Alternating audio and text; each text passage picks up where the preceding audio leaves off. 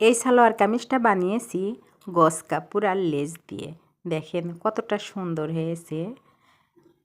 গজ কাপড় আর লেস দিয়ে বানালে না ড্রেসগুলো বেশ অনেক সুন্দর হয়। আর এটা আমার অর্ডারের কাজ ছিল। এটা গজ কাপড় আর কিছু লেস দিয়েছিল সালোয়ারে ডিজাইন করার জন্য।